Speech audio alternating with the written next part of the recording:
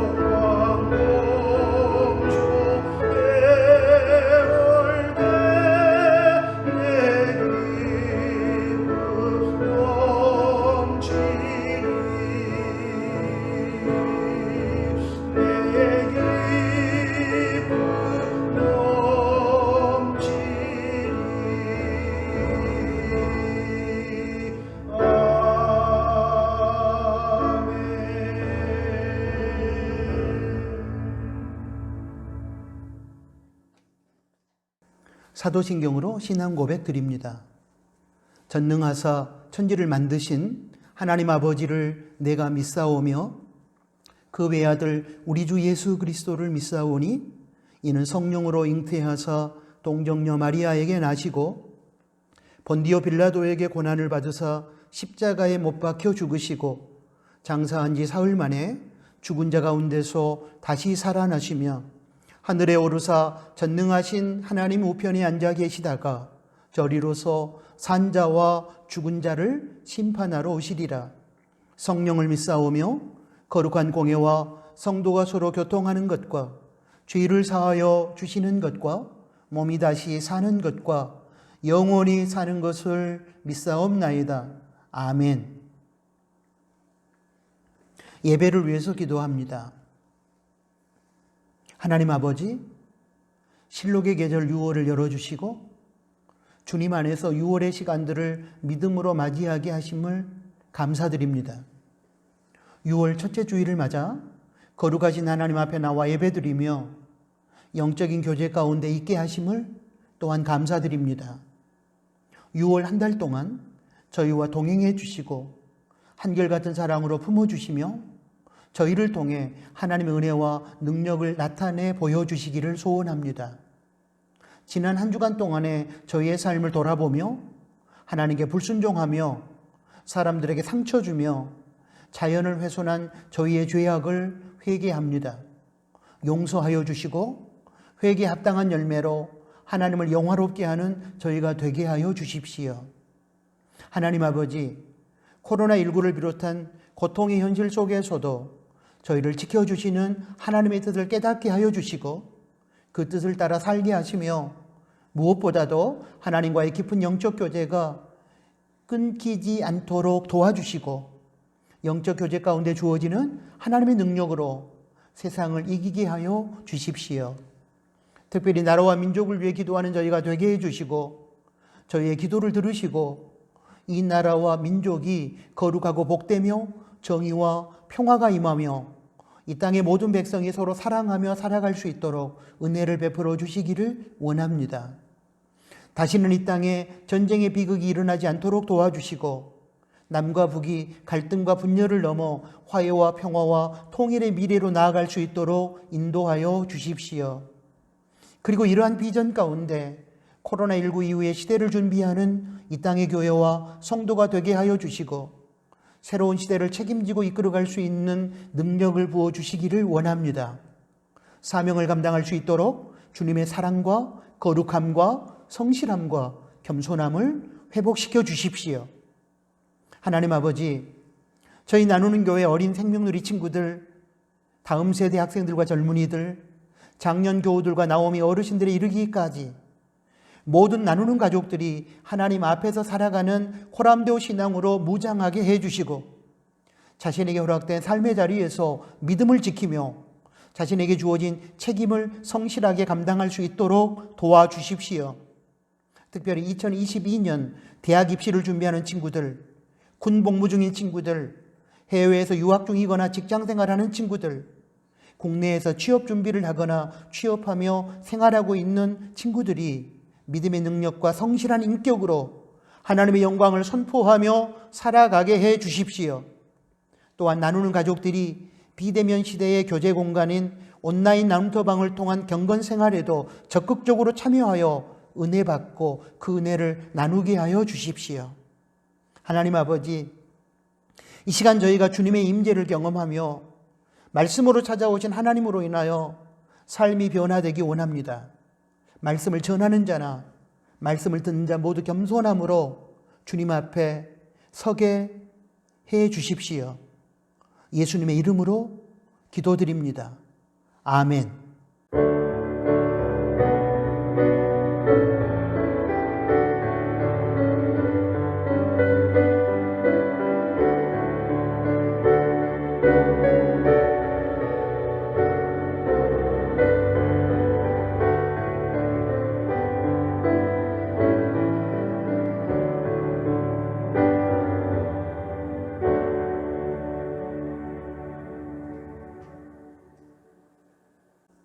하나님께 봉헌 드리겠습니다. 오직 하나님만이 생명과 물질을 비롯한 모든 것의 참된 주인이시며 우리 인간은 청지기입니다. 모든 비극은 청지기인 인간이 주인 행세를 하는 것으로부터 시작합니다. 이러한 타락의 현실 속에서 우리는 봉헌을 통하여 하나님께 주인의 자리를 돌려드리고 청지기로서의 우리의 자리를 찾아가게 될 것입니다. 청지기의 마음으로 드리는 봉헌을 통하여 하나님의 선한 뜻이 이루어지며 우리의 물질을 다스리는 삶이 가능해질 것입니다. 봉헌을 통하여 하나님께서 영광을 받으시며 봉헌된 물질이 하나님의 뜻 안에서 작은 이웃을 향한 사랑의 실천으로 이어질 것입니다. 기도합니다. 하나님 아버지, 이 시간 청지기의 마음으로 정직한 11조와 예물을 드립니다. 기쁘게 받아주시고 드려진 예물이 하나님의 선한 뜻에 입각하여 바르게 사용되게 해 주십시오. 삶 속에서 베풀어 주시는 하나님의 은혜를 기억하며 감사로 예물을 드릴 때에 우리 나누는 가족의 가정과 일터와 직장을 붙들어 주시고 더욱 감사의 조건들이 넘쳐나게 해 주십시오.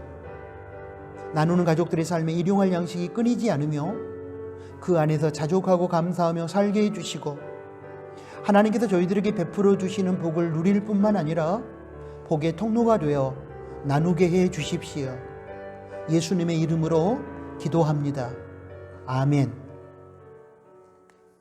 코이노니아 시간입니다. 함께 예배드리는 가족들에게 샬롬, 주님의 평화로 인사하겠습니다.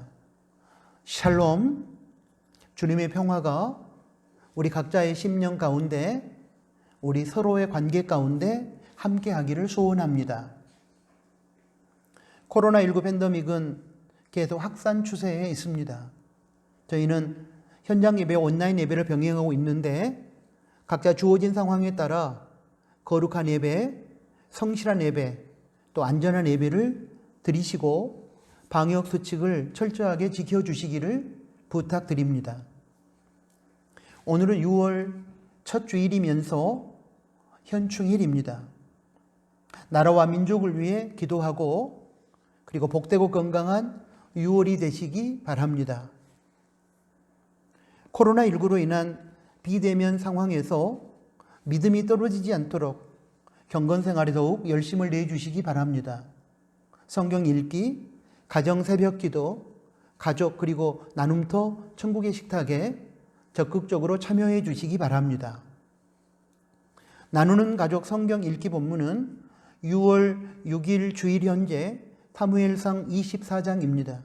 읽고 묵상한 내용을 온라인 나눔터에서 나누시기 바랍니다. 6월부터 교회당 청소를 재개합니다.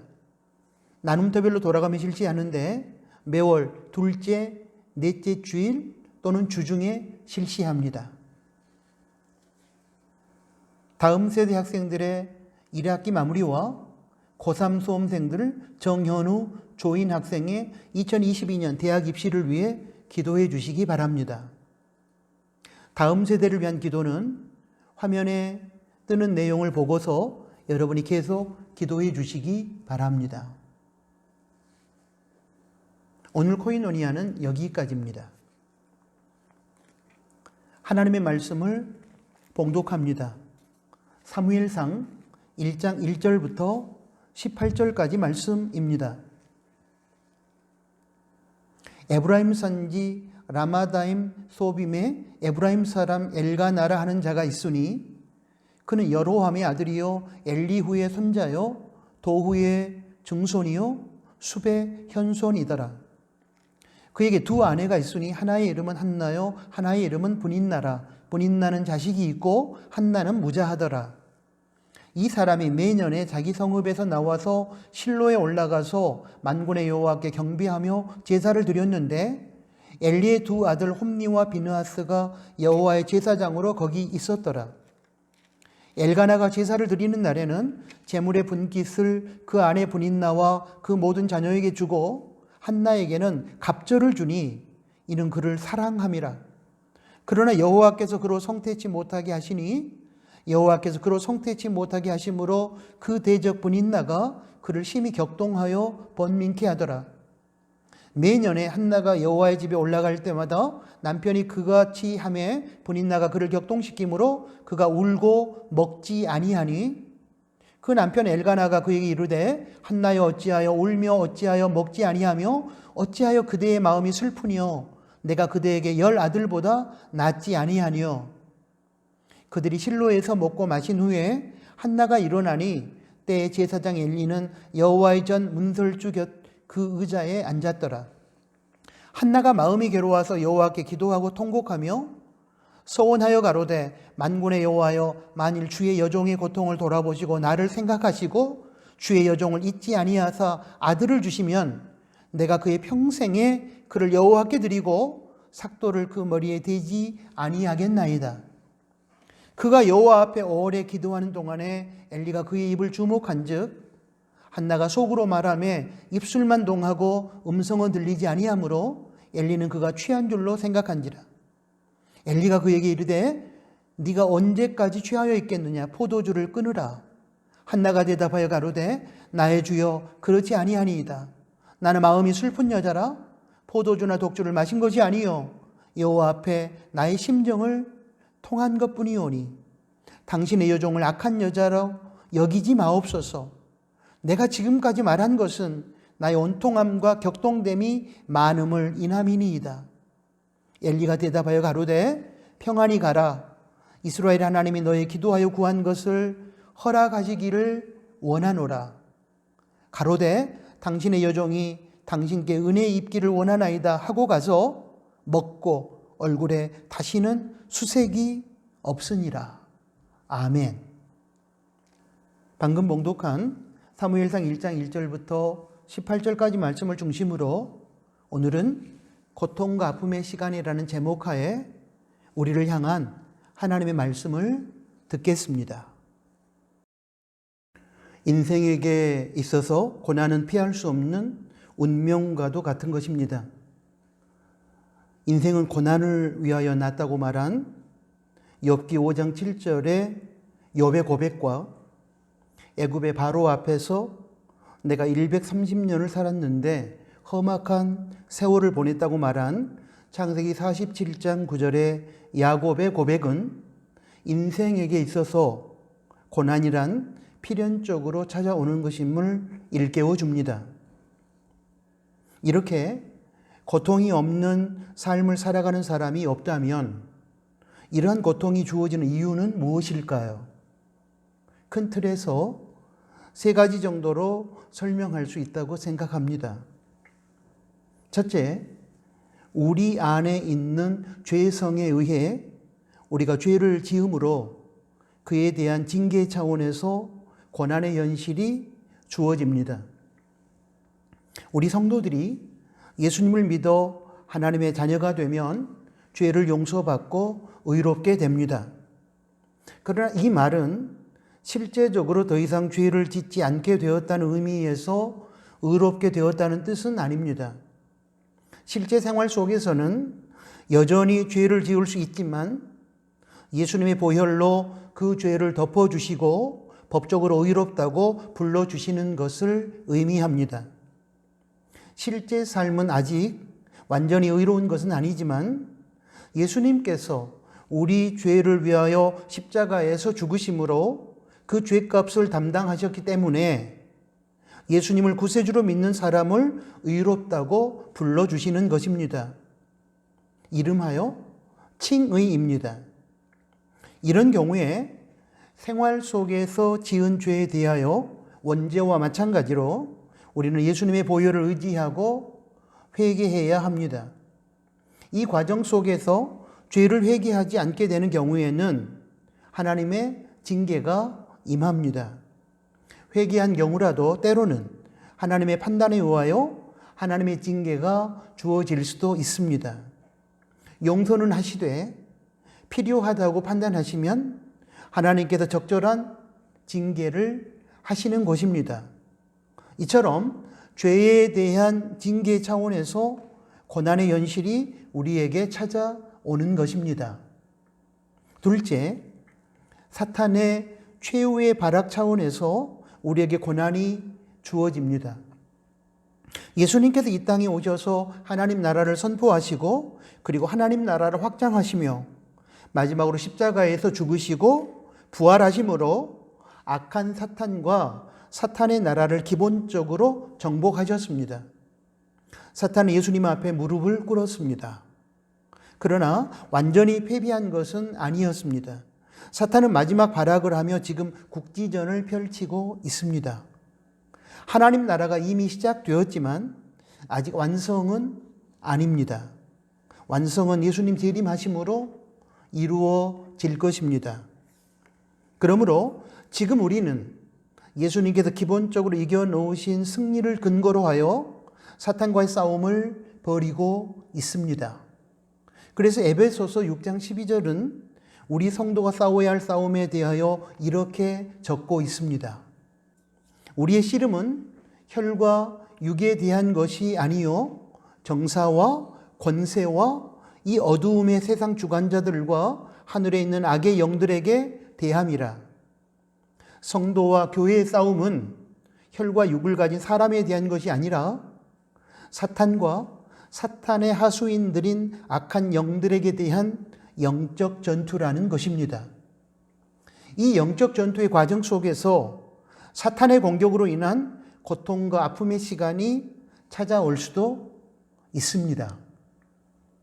셋째, 하나님께서 우리 인격을 성숙하게 하고 우리의 믿음을 견고하게 만들기 위한 연단의 차원에서 고난의 시간을 허락하시기도 합니다.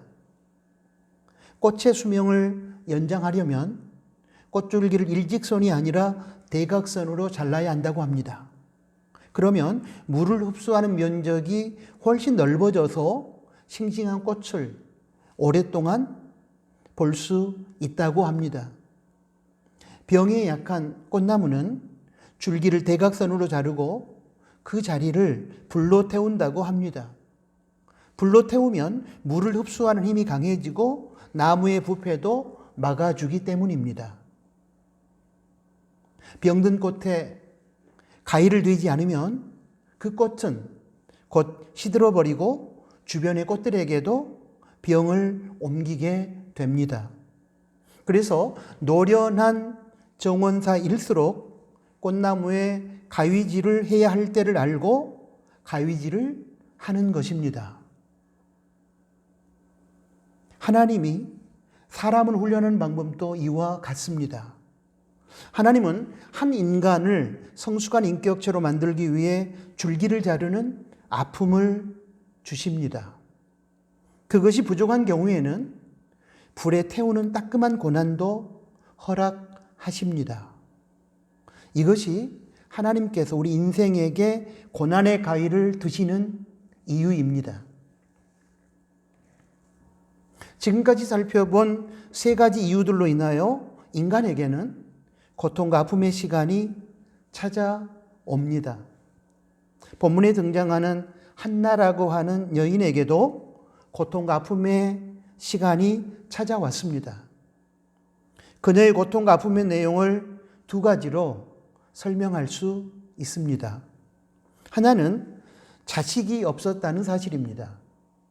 사무엘상 1장 2절을 보겠습니다. 그에게, 여기서 그는 엘가나입니다. 두 아내가 있으니 하나의 이름은 한나요, 하나의 이름은 브닌나라. 브닌나는 자식이 있고 한나는 무자하더라. 에브라임 사람 엘가나에게는 두 명의 부인이 있었는데 첫째 부인인 한나에게는 자식이 없었고 둘째 부인인 브닌나에게만 자식이 있었다는 말입니다. 이 자체가 한나에게는 고통이었고 아픔이었습니다. 고대 시대는 여인이 결혼해서 자식을 낳지 못하는 것을 큰 수치로 여겼던 시절이었습니다. 그러한 시대적 분위기 속에서 한나는 자식을 낳지 못함으로 인하여 죄책감과 수치감을 가지고 살아갈 수밖에 없었습니다. 다른 하나는 둘째 부인 브닌나가 자식을 낳지 못하는 첫째 부인 한나를 멸시하고 격동케 하고 그로 인하여 한나가 번민하게 되었다는 사실입니다. 사무엘상 1장 6절을 보겠습니다. 여호와께서 그로 성태치 못하게 하심으로 그 대적 브닌나가 그를 심히 격동하여 번민케 하더라. 한나에게 있어서는 자식을 낳지 못하는 것도 서럽고 슬픈 일인데 둘째 부인인 브닌나가 자식을 낳지 못한다는 이유로 자신을 괴롭히고 마음을 아프게 한 것이 또 하나의 고통이었음을 알 수 있습니다. 그렇다면 한나는 이러한 극한의 고통과 아픔의 현실을 어떻게 타개했을까요? 오늘 설교에서 제가 주목하는 것은 한나의 이러한 고난의 현실이 어떠한 이유에서 주어졌는가 하는 점이 아닙니다. 제가 주목하는 것은 자신에게 찾아온 고난의 현실 앞에서 한나가 어떤 방식으로 이 문제를 풀어갔는가 하는 것입니다. 고통과 아픔의 시간이 우리에게 찾아오지 않으면 가장 좋겠지만 인생에게 있어서 고난의 현실이라고 하는 것이 필연적으로 찾아올 수밖에 없는 것이라면 이에 대한 우리의 가장 지혜로운 처신은 어떤 방식으로 이 문제를 풀어갈 것인가에 대하여 고민하는 것이 맞을 것입니다. 한나의 처신에서 분명하게 알 수 있는 한 가지는 고통과 아픔의 시간들 속에서 힘들어할 때에 사람과 세상의 위로와 도움이 궁극적인 해결의 열쇠가 되지 못한다는 사실입니다.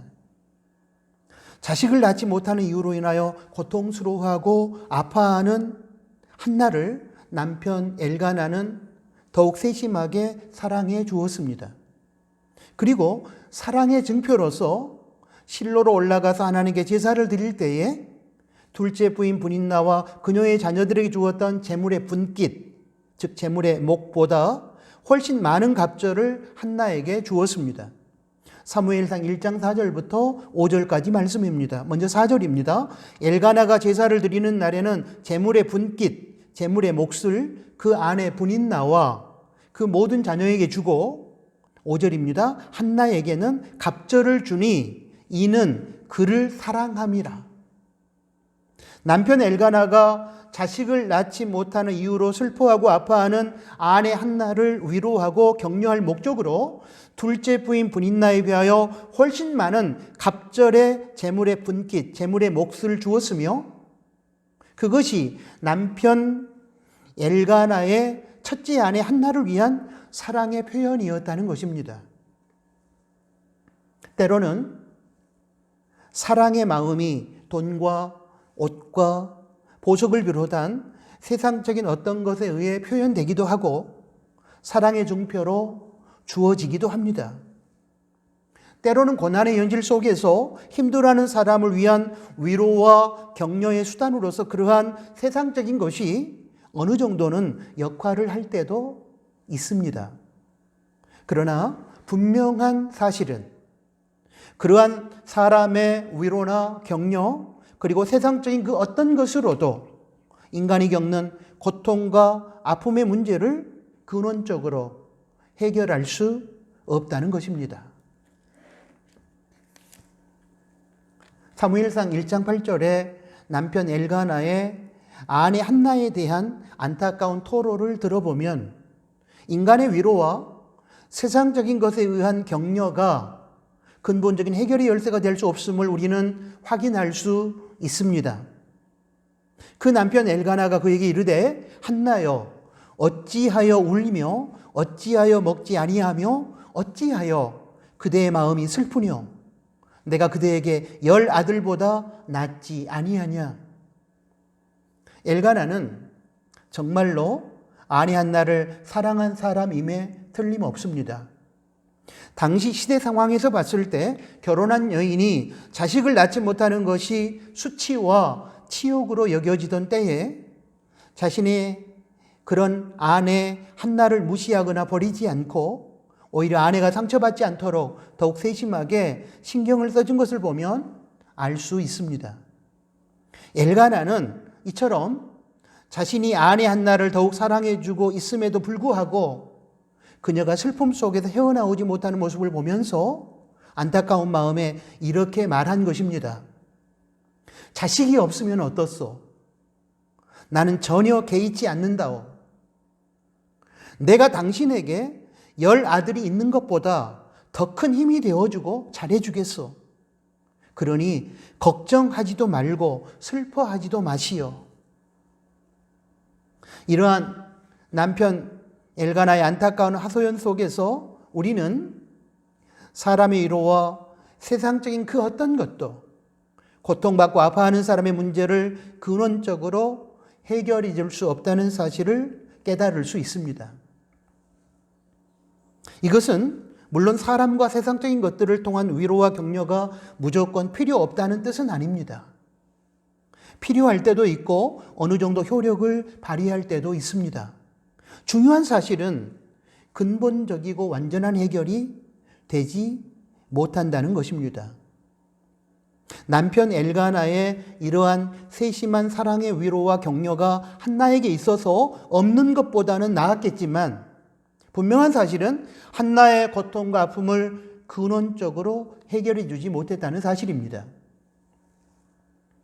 세상의 그 어떤 것으로도, 세상의 그 어떤 사람도 인간의 근본적인 욕구를 만족시켜 줄 수 없다는 교훈을 요한복음 4장 5절부터 18절까지 말씀에 기록된 예수님과 수가성 우물가에 물을 길러 나온 사마리아 여자와의 대화에서 우리는 배울 수 있습니다. 예수님께서는 요한복음 4장 13절과 14절 말씀에서 세상의 물을 먹는 자마다 다시 목마르겠지만 내가 주는 물을 먹는 자는 영원히 목마르지 아니할 것인데 그 이유는 내가 주는 물은 그 속에서 영생하도록 솟아나는 샘물이 될 것이기 때문이다라고 하셨습니다. 이때 예수님께서는 사마리아 여자가 남편을 지금까지 5이나 갈아치우면서 그리고 지금 6번째 남편하고 살고 있으면서도 인간의 근본적인 만족을 얻지 못하고 있음을 간파하시고 그렇게 말씀하신 것이었습니다. 어떤 사람도 세상의 그 어떤 것도 인간에게 영원한 만족을 줄 수 없습니다. 그래서 인간은 참된 위로와 진정한 도움이신 하나님을 만나기 전까지는 방황하며 갈증의 삶을 살아갈 수밖에 없는 것입니다. 같은 맥락에서 시편 146편 3절부터 5절까지 말씀은 이렇게 기록되어 있습니다. 3절입니다. 방백들을 의지하지 말며 도울 힘이 없는 인생도 의지하지 말지니. 4절입니다. 그의 호흡이 끊어지면 흙으로 돌아가서 당일에 그의 도모가 소멸하리로다. 5절입니다. 야곱이 하나님을 자기의 도움으로 삼으며 여호와 자기 하나님에게 자기의 소망을 두는 자는 복이 있도다. 세상의 그 어떤 사람도, 세상의 그 어떤 것도 인간의 근본적인 고통과 아픔, 방황과 불만족의 문제를 해결해 줄 수 없다는 이러한 성경의 증언을 들으면서 우리는 한나가 남편 엘가나의 따뜻한 위로와 세상적인 것에 의한 격려를 받았음에도 불구하고 왜 계속하여 고통과 슬픔의 자리를 벗어날 수 없었는지 충분히 이해할 수 있습니다. 결론을 먼저 말씀드리면 한나는 분명히 고통과 아픔의 문제를 극복합니다. 그는 사무엘상 1장 18절에 보면 걱정과 슬픔으로부터 자유하게 됩니다. 얼굴에 다시는 수심이 없으니라. 그리고 사무엘상 1장 20절에 보면 아들을 낳게 됩니다. 한나가 잉태하고 때가 이름에 아들을 낳아라 사무엘이라 이름하였으니. 그렇다면 한나는 어떻게 그러한 고통과 아픔의 시간을 극복하고 승리의 노래를 부를 수 있었을까요? 그 해답은 우리가 잘 알고 있는 것입니다. 하나님께 나아가 기도하는 것이었습니다.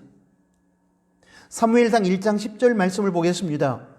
한나가 마음이 괴로워서 여호와께 기도하며 통곡하며. 한나는 고통과 아픔의 시간에 사람의 위로를 구하거나 세상적인 도움을 요청하지 않고 대신에 하나님께 나와 기도했습니다. 사무엘상 1장 11절에서는 한나가 서원하며 기도한 내용이 소개되어 있습니다. 서원하여 가로되 만군의 여호와여 만일 주의 여종의 고통을 돌아보시고 나를 생각하시고 주의 여종을 잊지 아니하사 아들을 주시면 내가 그의 평생에 그를 여호와께 드리고 삭도를 그 머리 위에 대지 아니하겠나이다. 그리고 사무엘상 1장 17절에서는 영적 지도자인 엘리 제사장으로부터 하나님께서 너의 구한 것을 허락해 주시기를 원한다는 축복의 말을 듣고 사무엘상 1장 18절에서는 하나님께서 자신의 기도에 응답하여 주실 것을 믿고 돌아가 그 이후로 음식을 먹고 슬퍼하지 않았습니다. 고통과 아픔의 상황 속에서 한나는 하나님께 나와 기도했고 그에 대한 영적 지도자의 축복을 받았으며 하나님께 자신이 기도한 내용과 영적 지도자가 축복한 내용이 이루어질 것임을 확신했습니다. 그 결과 1차적으로 그의 마음을 사로잡고 있던 걱정과 슬픔의 마음이 사라지고 그녀는 하나님께 주시는 평안을 얻게 되었습니다. 그리고 사무엘상 1장 20절 말씀을 보면 2차적으로 기도의 구체적인 응답을 받아 아들 사무엘을 얻게 되고 한나는 이에 대하여 이러한 모든 선한 결과가 하나님께 기도함으로 인하여 주어진 결과라고 고백합니다. 사무엘상 1장 20절 말씀입니다. 한나가 잉태하고 때가 이름에 아들을 낳아 사무엘이라 이름하였으니 이는 내가 여호와께 그를 구하였다 함이더라. 한나는 고통과 아픔의 시간들 속에서 사람과 세상을 의지하지 않고 오직 하나님께 나와 기도하며 하나님의 자비와 긍휼을 구했습니다. 하나님께서는 그러한 한나를 사무엘상 1장 19절 말씀을 보면 생각하셨다고 했습니다. 엘가나가 그 안에 한나와 동침함에 여호와께서 그를 생각하신지라. 여기서 생각했다는 얘기는 하나님께서 기억하셨다는 뜻입니다.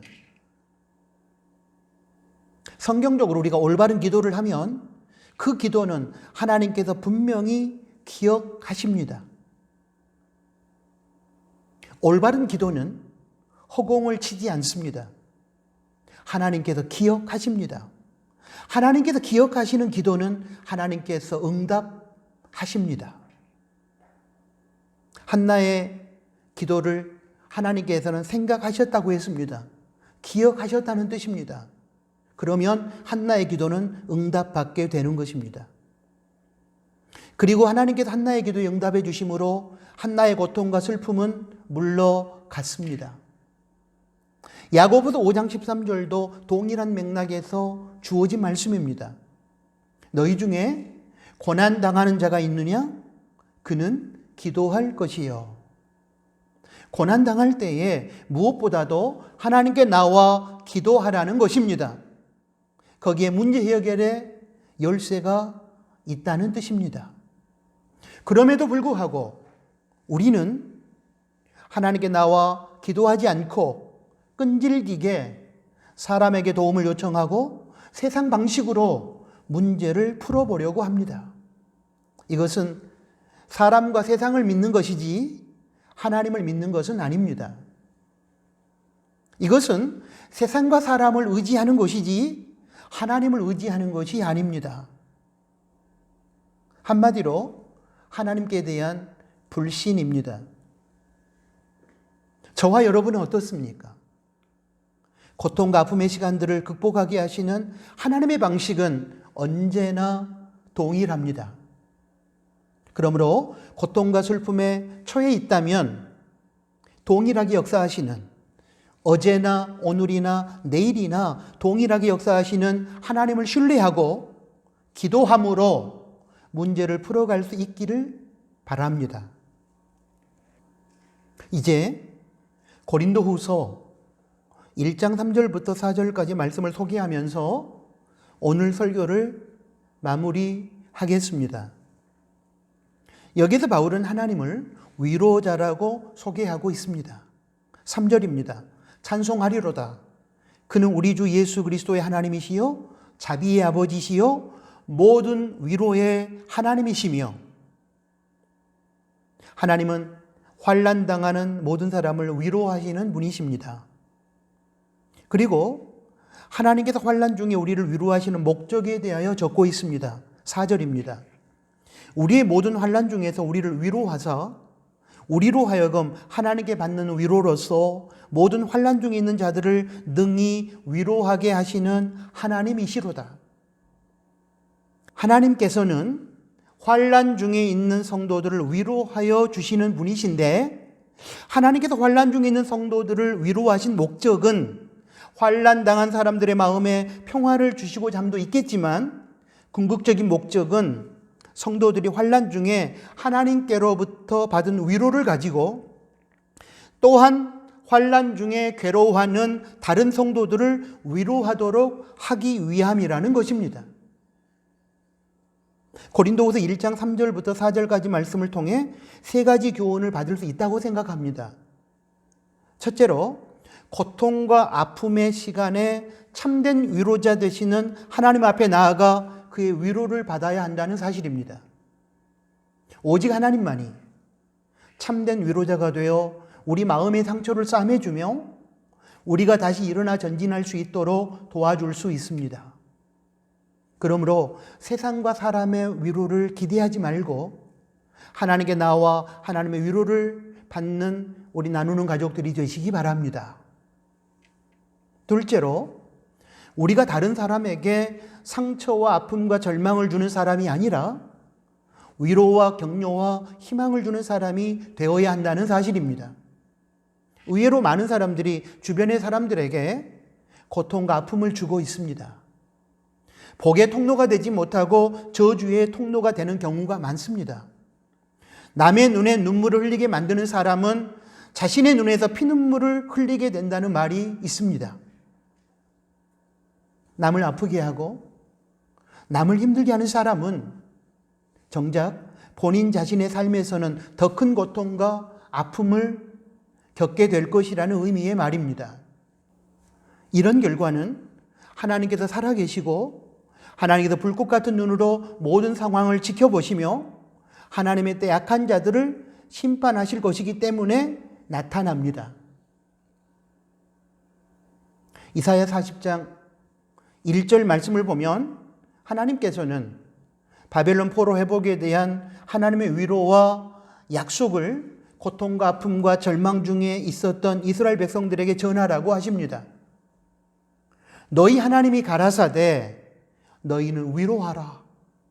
내 백성을 위로하라. 이 말씀 속에서 고통과 아픔의 시간 속에서 힘들어하는 누군가에게 하나님의 위로와 희망을 전하는 것이 하나님의 뜻임을 우리는 알 수 있습니다. 그러므로 우리는 고통과 아픔을 주는 사람이 되지 말고 위로와 격려를 하는 사람이 되어야 마땅합니다. 절망을 주는 사람이 되지 말고 희망을 주는 사람이 되어야 합니다. 저주의 통로가 아니라 복의 통로로 쓰임받는 사람이 되어야 할 것입니다. 셋째로, 고통과 아픔의 시간들 속에서 힘들어하는 누군가를 위로할 때에 우리가 하나님께로부터 받았던 그 위로를 전해야 한다는 사실입니다. 많은 경우에 위로하려고 하다가 오히려 더 큰 상처를 주는 경우가 있습니다. 이렇게 된 이유는 그 위로의 태도가 형식적이거나 상투적이거나 이기적이기 때문입니다. 그리고 그 위로의 내용이 세속적이기 때문입니다. 이러한 방식의 위로는 차라리 하지 않는 것만 못합니다. 이런 경우에는 그저 말없이 고통받고 있는 그 사람의 손을 잡아주는 것이 오히려 위로가 될 것입니다. 그러므로 위로를 할 때에는 순수한 마음으로, 함께 아파하는 동병상련의 마음으로 하나님으로부터 자신이 받았던 그 위로를 전해 주어야 합니다. 고통받고 아파하는 누군가에게 참된 위로와 진정한 도움을 줄 수 있는 최선은 무엇일까요? 그것은 고통받고 있는 그 사람이 참된 위로자, 진정한 도움이 되시는 하나님을 만나서 하나님의 위로와 도움을 받을 수 있도록 도와주는 것입니다. 하나님을 만날 수 있는 기도와 말씀의 자리로 안내하는 것입니다. 하나님의 위로와 도움만이 고통과 아픔 속에서 절망하고 있는 누군가를 일으켜 세워줄 수 있기 때문입니다. 영국의 빅토리아 여왕은 스코틀랜드의 성 앤드류 대학 총장 튤록 부부와 가까이 지냈다고 합니다. 1861년 빅토리아 여왕은 부군 알버트 공이 별세함으로 외로운 여자가 되었고, 같은 해 튤록 총장이 죽어 그 부인 역시 외로운 여자가 되게 됩니다. 어느 날 여왕은 예고 없이 과부가 된 튤록 부인을 방문하게 되었는데, 자기를 보고 의자에서 벌떡 일어서려는 튤록 부인을 만류하며 이렇게 말했다고 합니다. 일어나지 마시오. 나는 오늘 여왕의 신분으로 당신을 찾아온 것이 아니요, 남편 잃은 여자가 남편 잃은 여자에게 찾아온 것이요. 방금 제가 소개한 예화에서의 빅토리아 여왕이 과부의 신분으로 과부가 된 튤록 총장의 아내를 찾아온 것처럼, 만왕의 왕이신 예수님께서 그러실 필요가 없었음에도 불구하고 인간의 몸을 입고 인간의 슬픔을 위로하러 이 세상에 오셨습니다.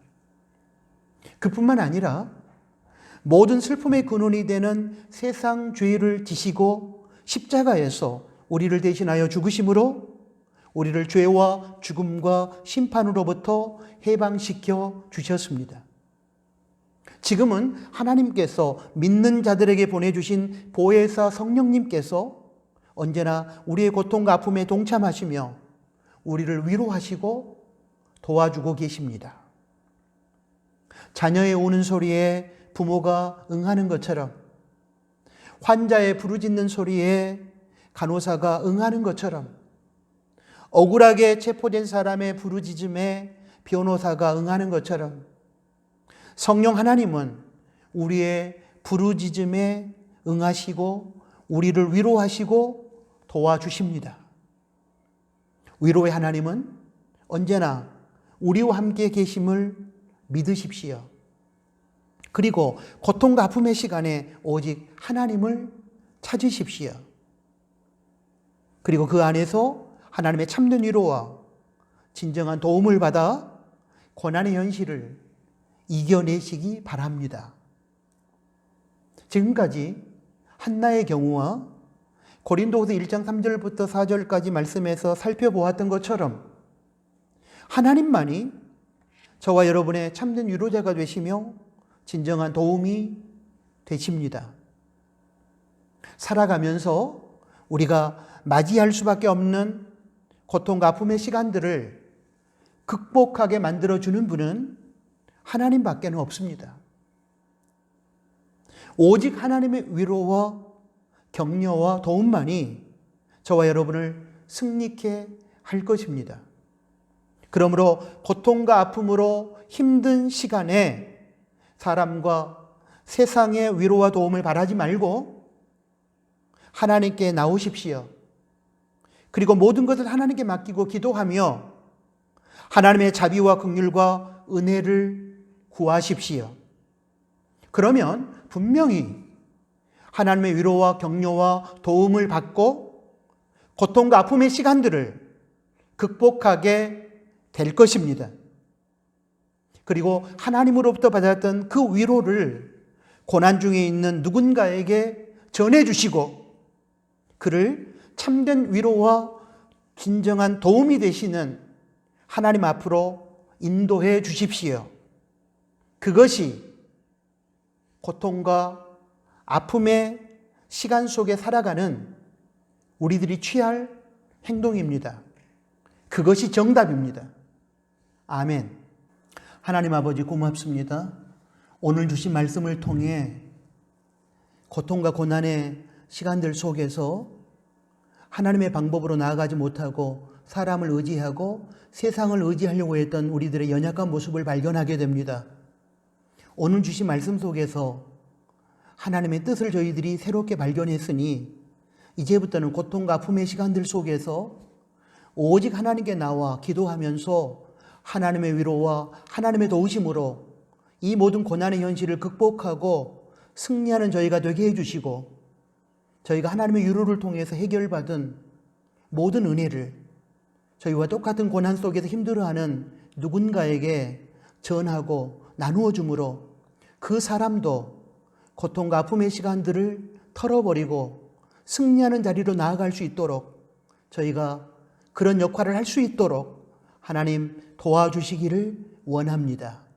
예수 그리스도의 이름으로 기도합니다. 아멘. 파송 찬양을 드리겠습니다. 하나님은 너를 지키시는 자.